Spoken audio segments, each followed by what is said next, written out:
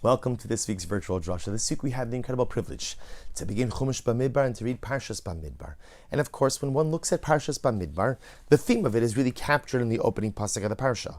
Hashem says to Moshe Rabbeinu, this is Parak Aleph Pasuk Beis, chapter 1, verse 2, Se'u esrosh kaladas b'nei Yisrael. Count the Jewish people. Count the Jewish people. Now, why count the Jewish people? Rashi HaKodesh says because counting is a sign of affection. When you care about something, when you love something, Rashi HaKodesh explains you constantly want to count it. HaKadosh Baruch Hu says to Moshe Rabbeinu, count Klal Yisrael as a display of my divine love, a display of my divine affection. And Moshe Rabbeinu does just that. Each and every tribe is counted. And after the tribes are counted, ultimately again, there's further details about how they're supposed to camp, how they're supposed to travel. Yet, interestingly enough, in the midst of all this counting, the Torah says as follows. Torah says there's one exception, one tribe that is not to be counted. And Torah says over here, this is in Parak Aleph Pasuk Memtes, chapter 1, verse 49. Don't count the tribe of Levi. Don't count the tribe of Levi doesn't get counted within the ranks of Klal Yisrael. Says Rashi HaKadosh, why not? Why not? So Rashi says, Kidaihu ligyon shel melech lios nimna levado. Literally, the legion of the king should be counted on their own. Shevet Levi is considered to be the legion of HaKadosh Baruch Hu. Shevet Levi has a unique distinction amongst all of the tribes. Every tribe has a mandate, every tribe has a mission, every tribe has a destiny. Levi's mission, destiny is to be wholly and solely devoted to the service of HaKadosh Baruch Hu. That's what Levi does. That's what Levi does, and therefore, Levi is not counted together with all the other tribes. But the Torah then goes on. So what is the unique mission, and wherein lies the unique privilege of Shevet Levi? V'ata hafkeres Leviim, Pasuk Gimel, Pasuk Nun, chapter 1, verse 50. V'ata hafkeres Leviim. So I want you to appoint the Leviim, Hashem says to Moshe, to do the following. Al Mishkan ha'edus v'al kol kelav. The Leviim, they're in charge of the Mishkan. They're in charge of the Mishkan, they're in charge of the utensils. Ultimately, again, Hema Yisu es HaMishkan, they are to carry the Mishkan. That's called Kelav, all the utensils. The Hem Yishar Suhu, they'll serve in the Mishkan. The Saviv LaMishkan Yachanu, and they camp around the Mishkan. So essentially, the unique destiny or mission of Shevet Levi is they are solely and wholly devoted to the service and to the care of the Mishkan. That's it. That's it. They're unique, they're separate, they're distinct, and no one else is permitted to engage in this sacred task. But the Torah then goes on and says something very interesting. So again, this is now Parak Aleph Pasuk Nun Aleph, chapter 1, verse 51. Ubin Soah HaMishkan, but when it's time to travel, Yoridu Osoah HaLeviim. The Leviim will take down the Mishkan. Ubechanos HaMishkan, when it's time to camp, Yakimu Osoah HaLeviim. The Leviim will erect the Mishkan. V'azara karev yumas, and any non-Kohen who tries to come close and tries to engage in any of these activities ultimately will die. So there's a simple question that's raised on these psukim. So first of all, the Torah already told me that the Leviim take care of everything with the Mishkan. Right? I already know that. You already told me in Pasuk Nun, in verse 50, you told me the Leviim are in charge of the Mishkan, anything to do with the Mishkan, the running of the Mishkan, the traveling, the transport of the Mishkan, which also presumably includes the deconstruction and construction of the Mishkan, ultimately is within the purview of the Leviim. That's their job. That's their job. That's their job. So why do you have to single out? And when they travel, they'll deconstruct it. And when you stop and you camp, they'll reconstruct it. That's understood from the previous pasuk. And there's another question, which if you were writing the verse, if I was writing the pasuk, the way I would have written it, it just seems to appeal, seems to make a little bit more sense to me, is you would write first, Ubechanos HaMishkan, when they would camp, they would erect the structure. When they would camp, they would construct the Mishkan. And then when they would decamp and travel, they would deconstruct the Mishkan. Just logically, it seems to make more sense to talk about constructing the Mishkan first and then deconstructing the Mishkan afterwards. Yet, when the pasuk conveys the information, the pasuk first speaks about deconstructing the Mishkan and only afterwards constructing the Mishkan. So why the reversal of the normative order? And Rav Avram Yitzchak HaKohen Kook says something incredibly beautiful. He addresses really the first question, which is, so why is it that the Torah Kedosha goes out of its way to tell us that it's the job of the Leviim to construct the Mishkan? Right? Why? It's already understood. And Rav Kook says something so beautiful. He says, Yesh avodas Hashem miyuchedes. There is a unique type of service of HaKadosh Baruch Hu. Lakachas dvarim mifurakim livnososam, to take disparate parts and to build them into a cohesive unit. He says, Noim liros davar shalim. It's nice, it's beautiful to see something complete. Aval yesh avoda miyuchedes, lakachas es hamifurak, ulachziro lishlemuso. But there's something really special that when you see a whole bunch of disparate pieces lying around, and you're able to take those pieces and build them into something beautiful, that is the highest level of avodas Hashem. What is Rav Kook trying to teach us?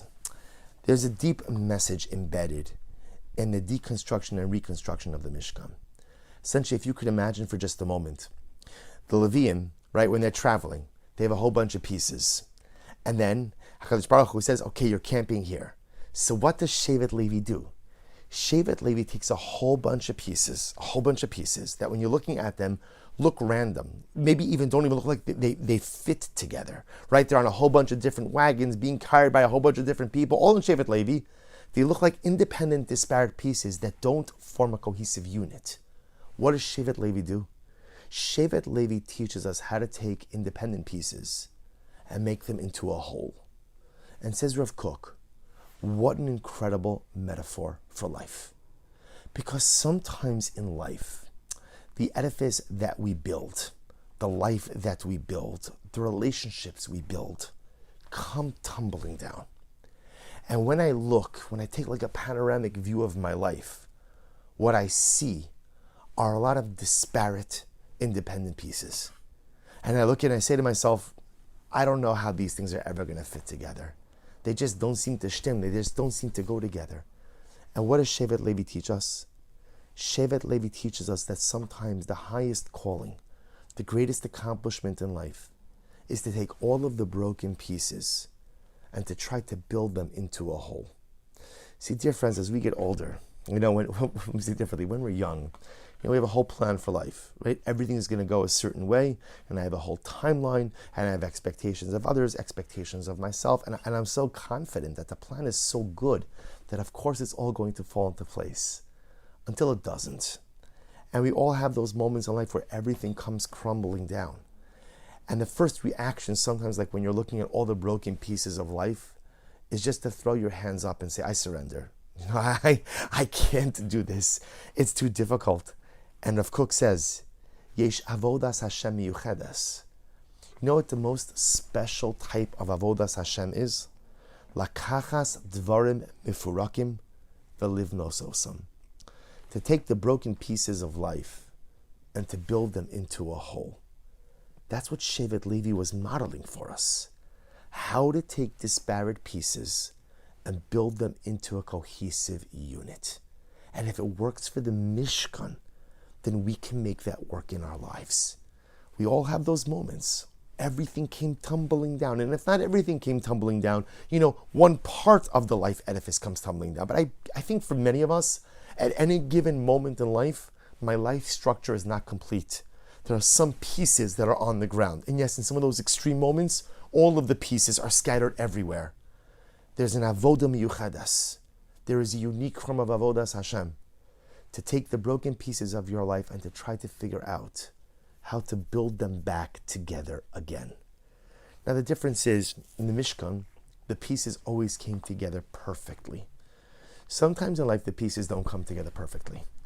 But just because they can't come together perfectly doesn't mean that you can't build something beautiful, even in the aftermath of devastating failure.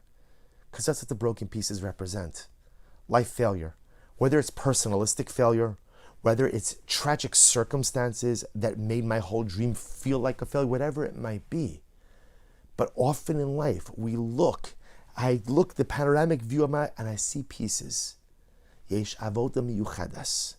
There's a unique avoda to take the pieces of your life and to build them back together. To put them back together. To build a new edifice. To build something beautiful. Often that which you rebuild looks very different than what you had originally. But it's no less beautiful. And it's no less magnificent. This was the avoda of Shevet Levi. And this is the avoda ultimately that they teach us how to perform. But there's one more piece. Because remember, as we mentioned before, the order of the pasuk is interesting, right? The Torah says in pasuk Nun Aleph, when we would travel, the Levim would deconstruct, and when we would camp, they would reconstruct. And we mentioned that although it makes sounds logical to say first discuss building and then deconstructing, and perhaps what the Torah is teaching us is another incredible lesson. That there's another avoda miyuchedes, there's another unique avoda. It's not just taking the pieces and building something new, rebuilding something. But sometimes in life you have to find the courage to take what you built and you have to deconstruct it. Because sometimes the life edifice that I built for myself at a certain stage of life no longer works. Sometimes what was good once upon a time ago, what worked, what really legitimately worked, then doesn't work now. And sometimes the truth is, the life edifice that I built in the past, it never really worked. It never worked. But somehow I made it work. In life, a person has to have enough individualistic and personalistic courage to say, you know what? This life structure, this edifice, this mindset, this approach, it doesn't work. It doesn't work. And what does the pasuk say? Ubin soa hamishkan. Sometimes if you want to move yourself forward in life, you know what you have to do? Yoridu oso halaviyim. You have to become a Levi. And you have to learn the art of deconstruction. Shlomo HaMelech says, a beautiful pasuk in Koheles, in the beginning of Perek Gimel, chapter 3, Shlomo HaMelech writes, Eis lata'as ve'eis la'akor natua. There's a time to plant, and there's a time to uproot that which you planted. And if you look at those psukim, right, those are the Eis psukim, a time for this, a time for that. I would have thought he would have written, Eis lata'as, there's a time to plant, ve'eis liktsor, a time to harvest. But that's not what Shlomo says. There's a time to plant, and there's a time to uproot that which you planted, because sometimes in life you plant something, you build something, and then I realize, you know what? It's not the right thing for me, or it's not the right thing for me anymore. And I have to find the courage to deconstruct. How many of us are locked in mindsets that are archaic and outdated? How many of us are locked like in a perspective or in a worldview that maybe served me well once upon a time, but it's not good anymore? How many of us are locked in negative character traits that, again, I've convinced myself this is who I am? Eis latas, there's a time to plant. Ve'eis la'akor natua, there's a time ultimately, again, to uproot that which you planted. Ubin soa hamishkan, sometimes in life, if you want to move yourself forward, yoridu oso. You have to find the courage to deconstruct that which you built. And the pasuk writes deconstruction before construction, because sometimes deconstructing that which you've built in the past is even a higher form of avoda than putting back the disparate pieces together. And as such, if we bring this all together, it turns out that what we always thought was just a simple, innocuous pasuk in the Torah turns out to be a recipe for life success. In order to be successful in the incredible, magnificent, beautiful, and holy journey of life, I have to become a Levi. And to become a Levi, I have to become skilled and versed in two things. Number one, how to take pieces and rebuild them back into one. Life often comes crumbling down right before our eyes. It's easy to stare, to sob, and to lament over the broken pieces. But I'm a Levi. And as a Levi, I could find the courage to take the pieces and put them back together. Part one. Part two, to be a Levi, ubin soa hamishkan, I recognize that sometimes to advance my life agenda, yoridu oso, that which I have built in the past needs to come down. Not because it was always bad, but because it doesn't serve my purposes now. It's holding me back. It's like, it's like the article of clothing that you love so much. The problem is it hasn't fit you for 10 years. You could keep trying to squeeze into it and look ridiculous, or recognize that it's probably better to buy some new clothing that fits who you are now. Sometimes in life we have to learn to uproot that which we have planted. We have to learn how to deconstruct that which we have built in the past to make way for something even better. Wishing everyone a good Erev Shabbos and a beautiful Shabbos Kodesh.